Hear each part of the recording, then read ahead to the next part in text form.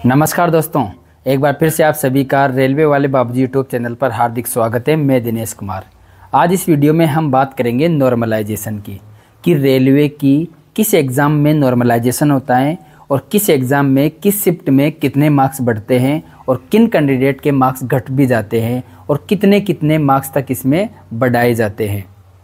और नॉर्मलाइजेशन का फॉर्मूला वहाँ अपनाया जाता है जहाँ पर किसी भी रेलवे की एग्ज़ाम में एक से अधिक शिफ्ट में अगर एग्ज़ाम होती है तो वहाँ पर नॉर्मलाइजेशन किया जाता है। उससे पहले हम आपको बता दें, अगर आप रेलवे की तैयारी कर रहे हो तो आप यह किरण पब्लिकेशन की मैथ, रीजनिंग, जीके और साइंस और प्रीवियस ईयर की यह बुक्स देख सकते हो।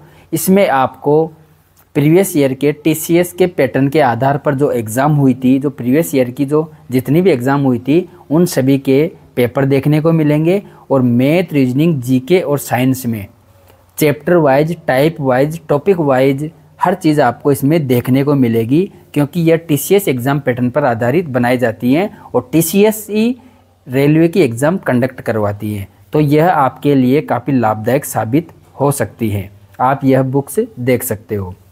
बाकी अगर हम बात करें नॉर्मलाइजेशन की, नॉर्मलाइजेशन वहाँ की जाती है जैसे कोई आरआरबी एनटीपीसी की एग्ज़ाम है तो वह काफ़ी लंबी एग्ज़ाम चलती है, जैसे 1.5 महीना, 2 महीना, 1 महीना एग्ज़ाम चलती है। तो हर दिन अलग अलग शिफ्ट में एग्ज़ाम होती है। तो जैसे कि वहाँ पे कुछ शिफ्ट तो नॉर्मल आती है, कुछ हार्ड आ जाती है, कुछ मॉडरेट आती है। तो उनको इक्वल करने के लिए वहाँ पर किन्हीं छात्रों के नंबर बढ़ाए भी जाते हैं, किन्हीं के घटाए भी जाते हैं और किन्हीं के ना तो घटाए जाते हैं ना बढ़ाए जाते हैं। क्योंकि होता है ना कि हमारी तो बिल्कुल इजी शिफ्ट थी, तो फिर और किन्हीं छात्रों के अगर हार्ड शिफ्ट आ जाती है तो फिर उनका तो सिलेक्शन नहीं हो पाएगा। इसलिए उनको सबको इक्वल करने के लिए, मतलब यहाँ पे ये एवरेज है, यहाँ पे अगर ये शिफ्ट इजी है तो इसको यहाँ पे लाने के लिए, ये हार्ड है तो इसको यहाँ लाने के लिए, मतलब बराबर करने के लिए वहाँ पर नॉर्मलाइजेशन का फॉर्मूला अपनाया जाता है। अब नॉर्मलाइजेशन का एक फॉर्मूला होता है, उसके अकॉर्डिंग इसमें नॉर्मलाइजेशन किया जाता है। और अब परसेंटाइल नॉर्मलाइजेशन किया जाता है, जिसमें ज़्यादा तक मार्क्स इतने घटते बढ़ते नहीं है। लेकिन पहले तो होता ऐसे था कि किन्हीं छात्रों के 25 से 30 नंबर, 25 नंबर, 20 नंबर, 15 नंबर तक मार्क्स बढ़ जाते थे। लेकिन अब ज़्यादा से ज़्यादा 10 से 12 number, 1 number, 2 number, 5 number, 10 number, 12 number, जैसे कोई शिफ्ट अगर वहाँ पे उनको लगती है कि इस शिफ्ट में सभी छात्रों के एवरेज निकाल के देखा जाता है कि इस शिफ्ट में सभी के अच्छे मार्क्स हैं, तो वहाँ पर ये देखा जाता है कि ये एक इजी शिफ्ट है, तो उसमें नंबर अपने जो रो मार्क्स हैं वो बढ़ाए नहीं जाते हैं। और जहाँ पे सभी छात्रों का एवरेज निकाला जाता है उसमें लगता है कि इसमें काफ़ी कम मार्क्स आए सभी कैंडिडेट के, तो उस शिफ्ट को एक हार्ड, मतलब मॉडरेट या हार्ड शिफ्ट माना जाता है, तो वहाँ पर मार्क्स बढ़ाए जाते हैं।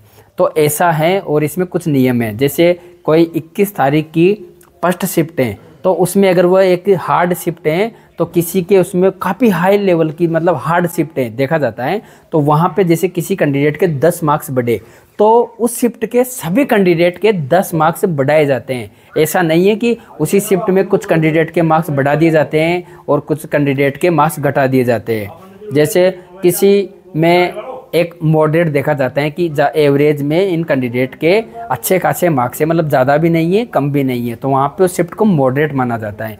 तो उनके कुछ ही नंबर बढ़ाए जाते हैं, चाहे जैसे 1 नंबर बढ़ गया, 2 नंबर बढ़ गया। तो आप इस चीज़ पे मत रहिए कि हमारे नॉर्मलाइजेशन में अच्छे मार्क्स बढ़ जाते हैं, सभी के आजकल तो मार्क्स बढ़ते हैं, तो ऐसा नहीं है। अगर आप मान लीजिए अगर ईजी शिफ्ट है तो आपके वैसे अच्छे मार्क्स आएंगे, अगर एक हार्ड शिफ्ट है तो आपके मतलब कम मार्क्स आएंगे, तो कम मार्क्स आएंगे तो नॉर्मलाइजेशन में आपके मार्क्स बढ़ जाएंगे। क्योंकि सबसे ज़्यादा छात्रों का क्वेश्चन था कि पेपर का लेवल कैसा होता है, हमारे क्या पता अगर पेपर का लेवल ज़्यादा आ गया या हमारे पेपर का लेवल कम आ गया तो क्या पता हमारे सिलेक्शन कैसे होगा अगर हार्ड लेवल का पेपर आ गया तो ऐसा नहीं है। अगर वाकई में अगर आपके लेवल वाला पेपर आता है ना तो उसमें मार्क्स बढ़ा दिए जाते हैं कि किन्हीं शिफ्ट में 10 मार्क्स बढ़ जाते हैं, किसी में 12 बढ़ जाते हैं, किसी में 2 नंबर बढ़ते हैं, किसी में 10 नंबर बढ़ते हैं। लेकिन अगर माइनस करने की बात करें तो ज़्यादा नंबर माइनस नहीं होते हैं। ऐसे नहीं होते हैं कि 5 नंबर हो गए, 3 नंबर हो गए, ज़्यादा से ज़्यादा जो माइनस होते हैं ना मार्क्स, वह 0.2 नंबर, 0.5 नंबर, 0.6 नंबर। लेकिन जो बढ़ते हैं, अगर शिफ्ट एक हार्ड शिफ्ट होती है तो उसमें 10 से 12 नंबर तक भी बढ़ाए जाते हैं, और 15-15 नंबर भी इसमें कभी कभी बढ़ाए जाते हैं। इसलिए आपको तो केवल और केवल अपनी स्टडी पे फोकस करना है और अपनी स्टडी पे ध्यान दीजिए, नॉर्मलाइजेशन पे आप मत जाइए। अगर आप तो अच्छे रो मार्क्स लाने की कोशिश कीजिए, ताकि ऑलरेडी चाहे से आपके मार्क्स घटे या बढ़े, आपका सोर्स सिलेक्शन होना चाहिए।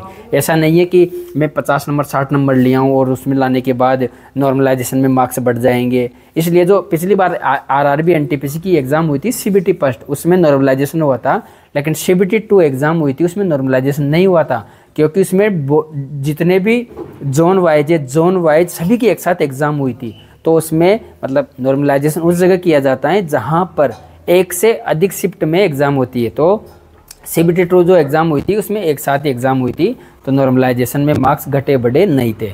इसलिए बाकी नॉर्मलाइजेशन एक अच्छा भी है और एक बुरा भी है, आप ये मान के चलिए। लेकिन आपको तो एक अपने खुद जो रो मार्क्स आते हैं वही अच्छे मार्क्स लाना है।